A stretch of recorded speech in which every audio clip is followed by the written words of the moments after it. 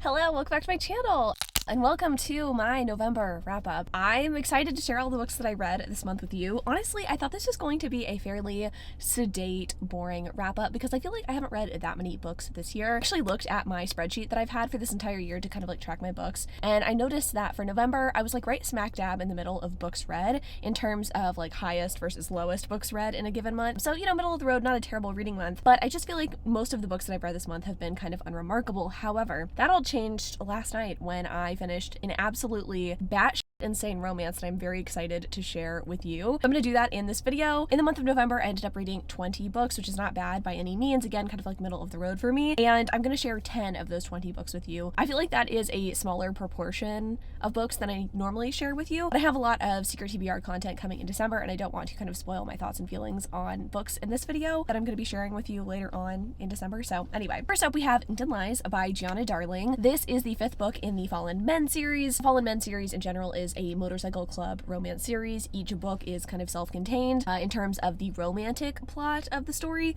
but when it comes to the overarching themes and overarching plot of the series as a whole, that definitely carries through each book. So you don't have to read these books in order. You won't be completely lost, though I do think with most motorcycle club romances, they're kind of the exception to the rule in romance, where I feel like in most romance, you can pick books up and not be lost. This series, I kind of feel like you're benefited by reading the other books. But anyway, this one is about Lila and Nova, and Lila, ever since she was really little, has known Nova. He was her next door neighbor growing up, and after some childhood trauma, after some things kind of happen in her life, her own parents, she ends up going and living at Nova's home from a really young age. I want to say she's like 8 at that point, maybe 5. She's very young, and she instantly is drawn to Nova. He is quite a bit older than her. I want to say like 8 years older than her, which is quite a bit of an age gap when you're really, really young. Obviously, Nova has no interest in her when she is very young, and he moves out pretty early on into the book since there is such a large age gap there. And we get to kind of see Lila's feelings, I guess, evolve for Nova, and we do get like a time jump, I want to say like pretty far into the book. Here's the thing.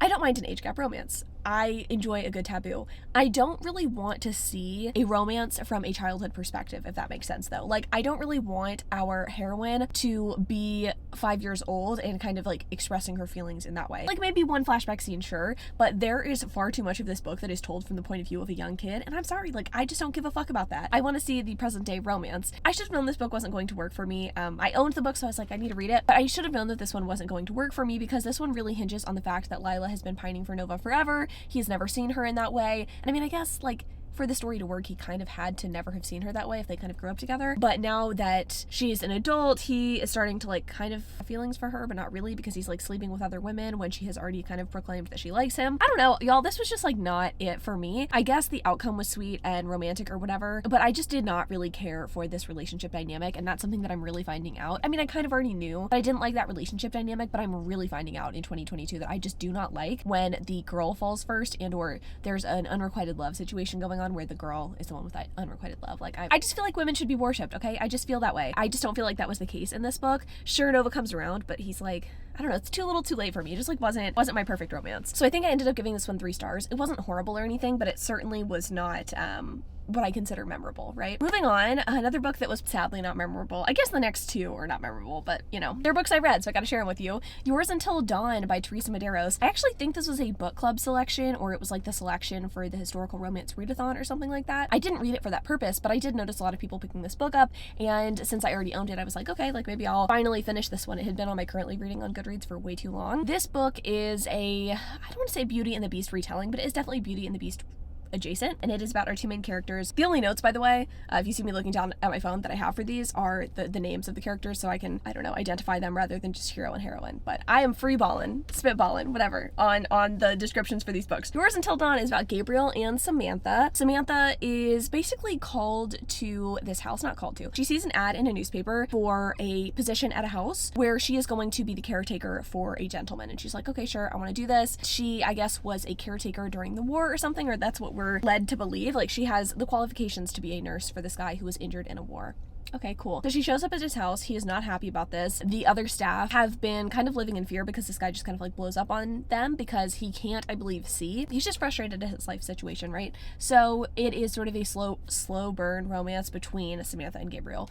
Samantha is very strong-willed and determined to help this guy out. Gabriel is like a little bit gruff and is just really taken by her scent or something. I think she smells like lemons. Can't really remember. I just know that he was really into her scent. So that's sweet, I guess. I don't know, y'all. This one, like, I think was trying to go for this emotionally rich, in-depth sort of thing. Like, I think we were supposed to really root for these two characters, but it just came off as a little bit corny to me. The writing didn't feel particularly sophisticated. It didn't feel like these two were particularly, like, well suited for each other. It just kind of felt a little Stockholm syndrome-y. Like, he doesn't keep her there against her will, obviously. Like, she wants to be there, and we find out in the end of the book why she wants to be there. They definitely have some, like, shared history, which I think most people will see coming from a mile away, but I was very irritated by the way that was kind of handled. It felt a little bit, again, corny for me. This book was just, like, not everything, which is interesting because I think the Goodreads reviews for this book in particular by this author are very favorable. I think this is one of her, like, most beloved titles, which does not bode well for me because I think I have at least 2 other books written by her on my shelves, and they're not as highly rated, so I'm like, maybe I'm just gonna be the unpopular opinion, fingers crossed, but this one was just a 3-star for me. Circling Back to You by Julie Tu. I talked about this one a little bit in a weekly reading vlog. I had this on my most anticipated romances of 2022 list. I was so hyped for it, but unfortunately, it kind of fell flat for me. This one's about Cadence and Matt, and they both work at this, like, realty company / tech company. Cadence works kind of behind the scenes and does, like, projections, I think, or something like that. And Matt actually does the selling. I think he, like, sells corporate real estate or something like that. Something really fucking boring. We are led to believe that these two have been friends for a while, but that they're kind of fighting their attraction for each other. And, like, in the 20% mark of this book, of this romance, these two get together. Where's the lead up? Where's the excitement? Where's the adventure? It was nowhere to be found. It just simply was not there. I was really irritated at the choice this author made for her friends to lovers story. It was like the conflict of the book had nothing to do with the romance. The book itself had nothing to do with romance. It's like, okay, let's get these two together and let's get them to work through their trauma together. Not in a fun way though. It's like, oh, I need someone to come and support me at this shitty family dinner because my family's shitty. Like, I really want to be with this guy, but he's, like, moving to a different state or a different city because he wants to be closer to his family. So, like, is this gonna work out? Where's the fucking fun in that? There is no fun in that. That is not thrilling to me, which is such a bummer because I really liked The Donut Trap by this author last year. And I was really expecting her sophomore novel to be even better, but unfortunately this one was just, like, not good. It was simply not good. I mean, that's all I have to say about it. 2 stars. It was not it. All right, moving on. Book of Night by Miss Holly Black. So this is a book, again, that I read for a weekly reading vlog, and this one took me a while to get through, frankly. I was expecting this one to be kind of exactly what it was, and yet somehow I was still just a touch disappointed. So this book follows our main character, Charlie, and she is kind of a thief. Like, she's kind of a bad girl, and at the beginning of the story, she's trying to kind of, like, get on the up and up, right? She's working in a bar. She's no longer doing shady things behind the scenes. She's, like, trying to be a good girl. She's trying to earn money so that she can send her sister to college, but she gets kind of, like, in with the bad crowd and or caught up in some shit that is coming back to bite her from her past, right? We also know that Charlie has a boyfriend who's living with her and her sister. We also know that he doesn't have a shadow, which is a big deal in this book because shadows are a really big deal, just in general. Like, that is the magic of the world. There's not really much other magic, I don't believe. It's just shadows. There are people called gloamists who manipulate shadows, essentially, and that's a really cool thing, apparently. It gives you, like, status in society if you can change your shadow into something else, and if you have a lot of control over your shadow, you can make your shadow do things for you. It can be kind of its own semi-autonomous being and can do your bidding, which is kind of a big deal. I mean, that is kind of cool. The, like, changing your shadow to have, like, dragon wings and horns and shit, like, doesn't seem that impressive to me,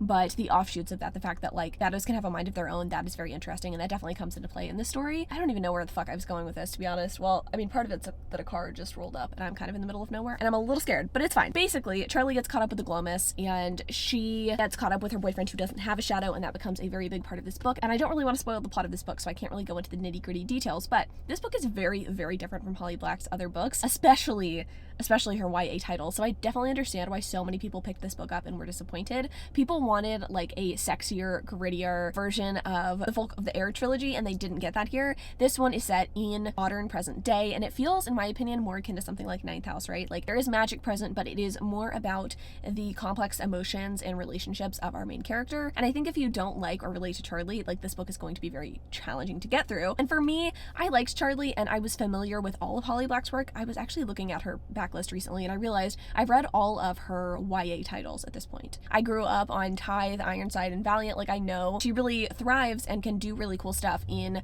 a modern, gritty, urban fantasy setting. And, like, she does that here, but I also, like, I can definitely understand people's disappointment because it does not feel at all like Cruel Prince. But I just have a lot of mixed feelings about this one. I feel like the ending of this book is super, super smart and super fun. fun, and it was something I didn't see coming, and it makes me want to pick up the second book, but so much of this book was spent in a place that I was just bored at. We're getting some like flashbacks to Charlie's past, and we were also not really understanding the magic system up until like maybe the 50 or 60% mark of the book. I personally feel like if some of the exposition had been kind of cut out, or we had seen the relationship between Charlie and her boyfriend sort of unfold at the beginning of part of this book, it would have made the book in general more impactful and more interesting. I feel like this book really struggled in the first 50%, which is such shame because this book is only like 300 pages, and it felt so much longer than that because you're spending so much time learning about Charlie and kind of learning about her past, but also like not really getting any sort of meaningful information from that, if that makes sense. I don't know. This book was fine. Like, I gave it 3 stars. I'd be interested to pick up the second book in the series in audiobook format from my library. I'm certainly not going to invest my money into a hardback like I did with this book, but I think this book gets maybe a bad rap, and I don't think that it should because I don't think it's terrible.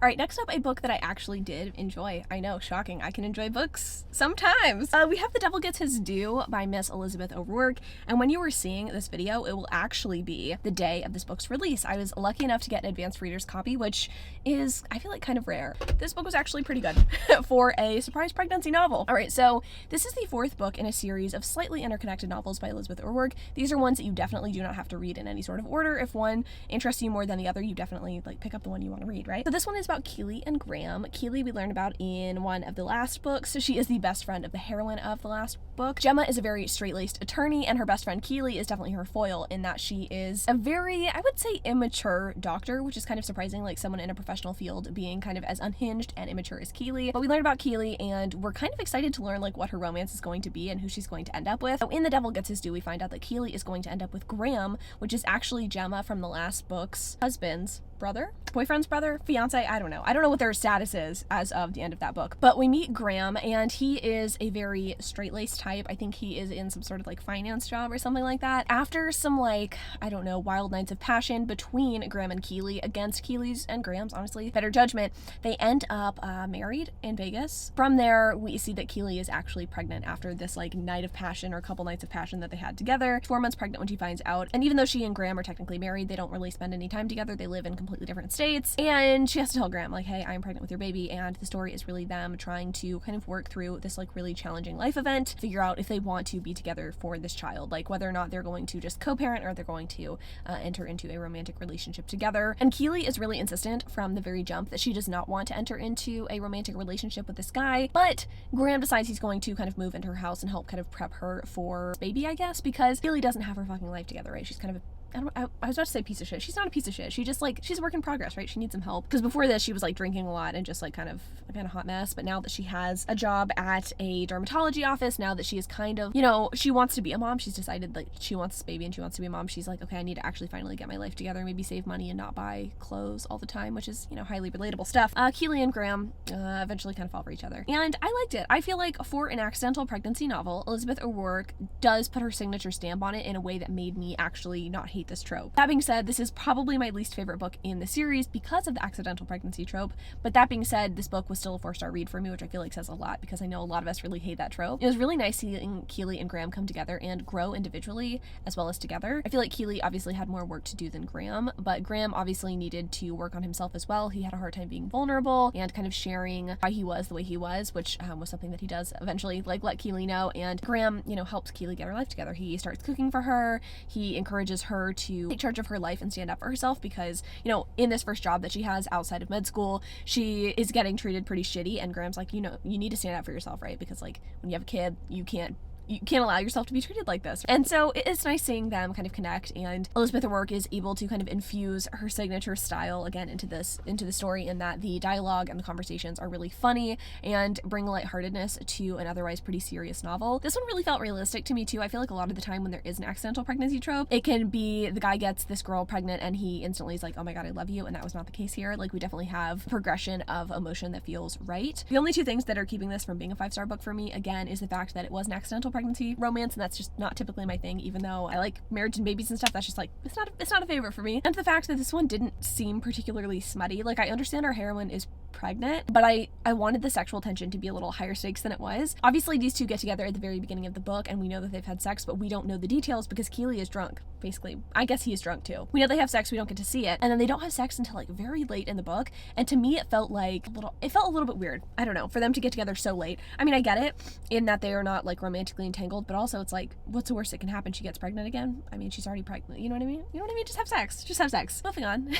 How to Be a Wallflower by Eloisa James was another one of those books that I was reading for that most anticipated video. I think at this point I've already filmed, edited, and uploaded that one. Wow. Time flies when you're having fun. I gave this book 2 stars. It was not good, and I don't know if I want to read any more Eloisa James in the future. I'm not going to like belabor that point because I don't really want to talk about this book forever, but this book is about our 2 main characters, Cleopatra and Jake. He comes to America because he wants to purchase a costume emporium because it's going to help his burgeoning theater business, I think, in the States. He's like, I'm going to buy this business in the UK and I'm going to basically, I was going to say fly people over. I don't think they had planes back in the day. I'm going to put these bitches on a boat and they're going to come to America and they're going to sew some costumes for my little theater program. Theater's a lot more successful and accessible, I guess you could say, in America, and Jake is a fine purveyor of the arts, I guess. And so he's like, yeah, I need some costumes for my people. This kind of gets him in a pickle because the lady he is trying to get to come to the States feels swindled, I guess, in some ways by him. It's not really his fault. It's more his attorney's fault. But anyway, we have Cleopatra who comes into the mix and she is going to the costume emporium the same day as Jake, but she is looking for some nice frocks, I guess, some fancy frocks so that she can debut into society but also not get married. She's doing a favor to her grandpa that she's like kind of just met for the first time, and he's like, hey, I want you to be a lady and I want you to debut into society. It'd make me very happy. And Cleopatra's like, I guess, sure, whatever. But she has no intention of marrying, so she's like, if I go to this costume emporium, they can make me some really crazy shit and no one's gonna want to marry me, right? So she gets there and she sees that the purveyor of the costume shop is like getting fleeced by this guy, and she's like, okay, I'm gonna step in and I, with my inheritance, I'm going to try to buy this costume emporium. There's some shuffling, there's some scuffling, and Jake and Cleo get into some sort of argument, but they also decide that what they're going to do instead is make costumes for each other or get costumes made for each other. He's going to get stuff made for her, she's gonna get stuff made for him, and they enter into a friendship, and then it turns into something more. Had to crawl into the backseat of my car because my camera is overheating on my dash, as it does even in December. You know, gotta love Texas. Okay, what do I have to say about this book that I haven't already said? Basically, the issue with this one was that it was supposed to be a friends to lovers story, and it just was not that. Like, it was peddled to me as that, and it definitely did not deliver in that regard. Jake and Cleo don't really have a friendship, let's be honest. Like, they just be fucking in corners, or like touching each other up in corners, feeling each other up in corners at these like balls where Cleopatra is actually getting attention because Jake does not listen to her when she's like, hey, I don't want to be married. He's like, well, I want to dress you up real pretty. And so, you know, he gets her these dresses and she gets attention, and he's not happy with his attention, so he like takes her to the corner and he's like, hey, little lady, let me stick my fingers in your panties. Did they have panties back in the day? I don't know. You let me know. I don't think they did. Breeches? No, that's men's pants. They end up feeling each other up. Like, that's not friendship to me. Like, there's no relationship development there. There's way too much emphasis on the costume shit, and like, who cares? I don't care. Like, the premise in general I thought was intriguing enough. Yeah, there was nothing there. There was nothing there romantically, and I did not care about these 2 characters, so I gave it 2 stars. Moving on. Mixed Signals is the 3rd book in the Love Light Farm series by Miss BK Burger King Borison. I don't remember this woman's name, but I stand by the fact that I don't think you should use her initials if you're going to publish a book. Just go for it. Put your name out there. You know what I mean? You don't want romance to be associated with your name. You do. I think you do. This book's about Layla and Caleb. Layla is the owner of the bakehouse on the Lovelight Farms property. First book is about Stella, and she owns the farm. Then we have Beckett, and he is in charge of the farm activities, you know, like raking and, I was gonna say mowing. I don't think he mowed trees. You know what I'm saying? Pruning? Fertilizing. He's in charge of the trees. Layla is in charge of the bakehouse on property so that when people come and visit and chop down their tree, they have something delicious to eat and like some hot cocoa to sip on. And this story is really about the relationship between Layla and Caleb. Are we surprised? I mean, like, that's exactly what this book is supposed to be. It's really what I'm trying to say. The story is really about starting to understand that she really wants someone in her life. She's been on a few failed dates lately, and she's realizing that she wants to have the kind of relationship that Beckett has with his lady and that Stella has with her man. She's like, yeah, I want something for myself because her family is not very supportive of her dreams. I think she went to school for like electrical engineering and math or something like that, but now she has discovered she likes baking, and like she's very successful at it, and her parents just aren't supportive of that, and they're just like not very supportive in her life at all, right? And that's like the reason that Layla ends up going to Inglewild, which is where Love Light Farms is located. She's not a hometown hero, right? Like, she's going to this place that she doesn't know with her best friend because she's like, I don't know, I need to change. I need to be away from my family. I'm telling you a lot about this girl's backstory. I mean, you can read the book for yourself, right? But anyway, all that to say, Layla is really looking for an emotionally rich relationship with a guy who's going to treat her right, and none of the dates so far have really resulted in that. She was in an 8-month relationship, I think, before the start of the story with a guy who really didn't treat her well. Caleb, our hero, saw that, right? And he thinks that Layla deserves better, and he doesn't have good luck in relationships either because he comes on a little too strong, a little too quickly, and women aren't really drawn to his whole nice guy thing. But Layla is, and so they decide that they're going to date after kind of confessing their struggles with dating to each other after this like meet cute situation. They've been acquaintances for a while, but they don't really, like, they're not friends. And they decide that they're going to date or fake date or just help each other out by going on these dates. Layla is going to be treated right by Caleb and kind of shown what a good date looks like, and she is going to critique Caleb and kind of show him, hey, this is how you should be behaving on dates. But obviously this fake dating situation brings up real feelings in the both of them, and they realize that like they are just meant for each other. And I don't know, this one was my least favorite of the three, which is interesting because I think a lot of people love this one or have like loved each subsequent book in the series more than the next or more than the one before it. Anyway, it's not that I didn't like this one. I thought it was really charming and sweet, and I felt for the characters. Like, I definitely understood where they were coming from. I kind of understood their internal struggles and kind of what they were dealing with. It was very well fleshed out, and I think that's something that B.K. Borison does really, really well as an author. Like, she gets us to understand the characters and feel for them emotionally so that the smutty scenes, like, feel extra delish. But I don't know. I just wasn't as charmed by this one, and I don't think I can really, like, quantify or put into words exactly why that is. I think it kind of comes down to interactions between Caleb and Layla. I just like wasn't as charmed as I wanted to be. It felt a little bit too basic, and it didn't feel like there was anything unique, I guess, about this relationship dynamic. I guess maybe dynamic is the wrong word. It's not that I need the dynamic to be fresh and interesting. Like, I'm fine with tropes. I just don't feel like there's anything to make me really swoon here, and I feel like I definitely swooned really hard for the last two books just because like the hero was really great or because the things he did for the heroine were really special, and I just didn't feel that way here. Like, Caleb is a really sweet guy and he is very supportive, but I just like, he was okay for me. Anyway, I gave this book 4 stars though. That being said, I really think if you have not checked out the Love Light Farm series at this point, what are you doing? What are you missing? What are you waiting for? What are you missing? I know what you're missing, and it's a good time. Anyway, moving on to the one 5-star book that I'm going to talk about in this video. I did actually have other 5-star books this month, which was awesome, and those will be coming in a video in like a couple of weeks at this point. But oh no, actually I think it's coming on Sunday. Before I Let Go by Miss Kennedy Ryan. Okay, this is a book that was hotly anticipated by a lot of people. It was not really on my radar at the beginning of this year, maybe because I didn't know it was getting published. I'm not entirely sure, but it was a welcome surprise, I would say, when it got published, and I loved the cover of this book, so I was like, yeah, I'll pick it up. I mean, I like Kennedy Ryan, and it's a marriage and trouble novel, so I was like on the fence about it because I don't know, I don't love marriage and trouble books. I think a lot of the books that I'm excited about reading next year though are marriage and trouble books, so I don't know what the fuck's going on. This book has proven to me that marriage and trouble books can be good, and I think I'm gonna say it one more time, sorry, a lot of times in a row now at this point.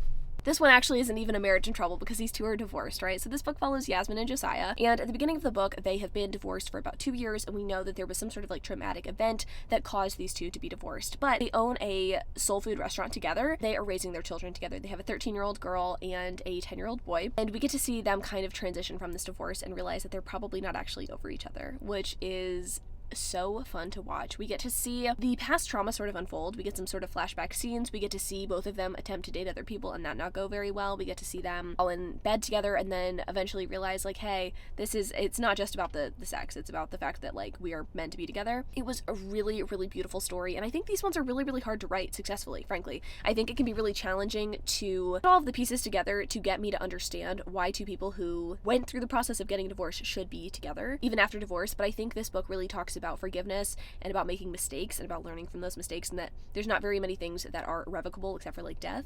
So if you're in the here and now and you want to make a change and you want to change something, even if you think that it's impossible to change, you should go for it. And I thought that was a really good message and a really good takeaway. I really don't have any complaints about this book. I talk about my in-depth thoughts and feelings a little bit more in my Patreon reading blog for November, but I feel like this book was really fantastic.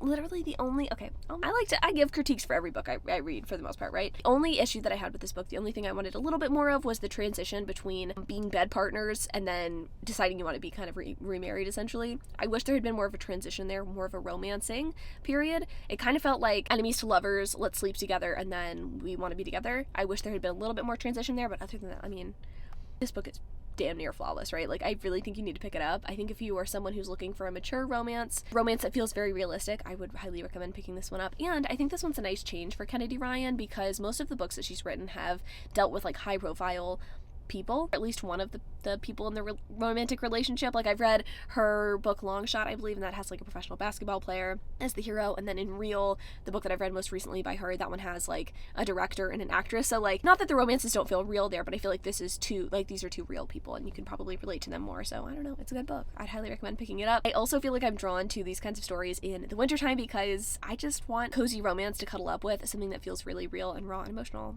I don't know, maybe that's like not what you want during the holiday season, but it's what I I want. Next, oh god. All right, are you ready? Are you ready for it? So I was trying to think of like books to pick up for my Patreon exclusive reading vlogs, right? At this point, I have 2 Patreon exclusive reading vlogs that I do every month, depending on what tier you're on. But if you're in the $10 tier, you get 2 exclusive vlogs from me every month. So I'm not saying you should join my Patreon, but I am saying I'll link it in the description. It's always there, really. But I was trying and kind of struggling to figure out what I was going to read for that second vlog, right? I knew I was going to read Before I Let Go, and then I was like, okay, what else do I read? Decided to pick up 10 Trends to Seduce Your Best Friend by Miss Penny Reed because it had been on my radar for a while. I knew this was a Friends to Lovers story, which is like instantly, yes, I'm in for that. And it seemed good, right? When I tell you, this book is the most batshit insane thing I have read maybe all year. I stand the fuck by that because this book is insane. And you might pick it up and you might disagree with me, but I really feel like this is if Anna Todd, E.L. James, Elena Armas, and Allie Hazelwood, they got together in a room and they were like, okay, let's make a story so fucking unhinged that you are not sure what direction we're going in next, okay? So we open up the book. I'm gonna set the mood for you, set the picture. I'm sorry, this is gonna be a long rant, okay? We have our main character, Winnie, and at the beginning of the story, she is a teacher, right? She is a teacher, science teacher. She loves her job, and she also loves posting, like, science experiments and shit on TikTok and Instagram, okay? And she's like, I want to be able to pay off my student loans, and I want to be able to have a little bit more financial stability, so I'm going to interview for this, like, community management position at my friend's company. And it's a part-time gig, and I'll be able to get funding for my sciencey shit. And you're like, okay, cool, sounds good. Admirable goals, right? Like, I'm all for the STEM girl bossing. Then enters Byron. Beans right, Jesus Christ, and Byron. He's a character, right? At the beginning of the book, he like sidles up to Winnie, like while she is live on Instagram doing her science experiments. He like kind of wraps his arms around her and puts his little head on her shoulder, and people are instantly intrigued by this like interaction between the two of them. And then he instantly starts being a dick to her after the live is done, and we realize that they don't actually have a friendship. It's an antagonistic relationship. Byron is actually Winnie's roommate's best friend. Amelia is the name of the roommate, right? Amelia is also the person that's helping Winnie get that community management position. Anyway, we understand that the relationship between Byron and Winnie is a little bit weird, right? But so instantly my hackles are raised a little bit. I'm like, okay, this feels a little bit weird. I'm not really loving this like lack of friendship that I thought I was going to be getting in this story. And then we have TikTok. TikTok is a thing that exists. It certainly is. It is a platform where people do things. They do challenge videos. They have fun. The way that it's utilized in this book is so fucking bizarre, right? Okay, so I've told you that Winnie needs to, get this community management position, but unfortunately she doesn't have a big enough TikTok following, and you know what she's going to do? She's going to do romance challenges with someone to show that she is a well-rounded individual that likes makeup and boys and other things besides STEM, and maybe that'll help not only get this position because she's gonna get so many more followers or whatever, but also like show women in STEM that like you can fuck, I guess. She asks one guy to help her. It kind of goes south until Byron pops up and is like, hey, I know this guy is like not helping you in a good way, and like he's not helping you with your TikToks, and he's a shitty actor and blah blah blah. I will volunteer to help you if, and he's a famous author at this point, right? If you attend some interviews in New York with me, like we'll have a little deal here, you know, I'll help you, you help me. And she's like, okay, sure. We find out quickly that Byron doesn't actually hate Miss Winnie because he confesses his like to her pretty early on in the book. He sidles up to her and he's like, hey, look at this, okay? I like you. And she's like, what the fuck? You have been a dick to me. You correct my grammar. You are just rude, and you're helping me with these TikToks, but I thought this was just like, you know, I'm helping you, you're helping me. And he's like, no, I've like really liked you this entire time. Like, I think you're really great. And she's like, okay. Kind of ignores it. They keep doing TikToks together until one day they do the legging challenge where she puts on some fucking leggings and like looks at her ass, and he's like, she's so goddamn hot. I need to leave this room immediately, go home, get drunk. And then when she comes over and like, you know, comforts me, I'm going to, get this, confess my love, my 4-year undying love for this woman. I'm gonna tell her that I want to crack her open like a walnut. I want to slurp her insides. I want to use a spreader bar on her. I'm a virgin, but I'm just gonna say some things, you know? I'm gonna say some things, and she is gonna go wild. Her is gonna go wild, and she's gonna want me, right? And he tells her, you know, I know I'm drunk, but in the morning I'm gonna remember all of this, and I'm gonna want to know what you're gonna say to this. And he does sober up, and she is like, okay, let's do it. And then he says, but actually, no, I can't do this because I like being friends with you, and this would ruin our friendship. And she's like, what? And he's like, we either get married or I'm out. And she's like, what the fuck are you talking about? And he's like, well, I've loved you for 4 years, and that's what people do, right? When they like each other, they get married. She's like, I'm absolutely not gonna marry you. And he's like, okay, well, can we be friends? And she's like, yeah, we can be friends, and I'll touch your wiener. And she does. If none of this is making any fucking sense to you, that's because it made no goddamn sense to me either. This is the most out-of-pocket bizarre book I've ever read. I posted a screenshot of the part where he asks to marry her. on my Instagram stories, and I have not ever had so many people reply to me asking what the fuck this book is so they can avoid it or read it to laugh. I'm not sure. With good reason. Like, it just genuinely is such a weird book. The pacing is bizarre. The characterization is weird. The relationship. I just feel like this was a fanfic fever dream, right?